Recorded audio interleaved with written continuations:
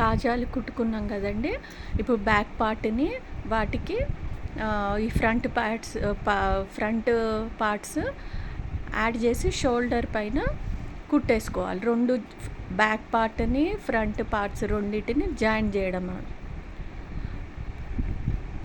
చేసుకుంటున్నా. 2 కుట్లు వేసుకోండి పైన, భుజం పైన.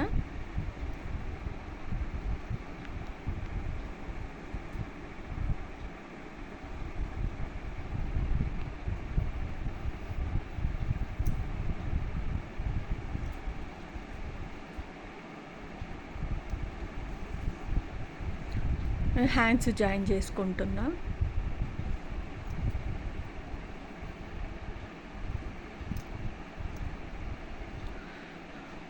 ఇట్లా అయితే వచ్చిందండి ఇప్పుడు షేపు. ఇప్పుడు సైడ్ చేతుల నుండి నడుం వరకు సైడ్ కుట్లు వేసుకుంటున్నా. ఈ మెడ పట్టి, అది మెడ పట్టి జాయిన్ చేసుకుంటున్నా. మెడ పట్టి అయిపోయింది. దాన్ని హెమ్మింగ్ చేసుకోవాలండి, అంతే. మెడ పట్టి హెమ్మింగ్ చేసుకోవాలి, మన హుక్స్ కాజాలు కుట్టుకోవాలి, అంతే. ఇలా అయిందండి బ్లౌజ్ అయితే. ఎలా ఉందో కామెంట్ పెట్టండి. Thank you.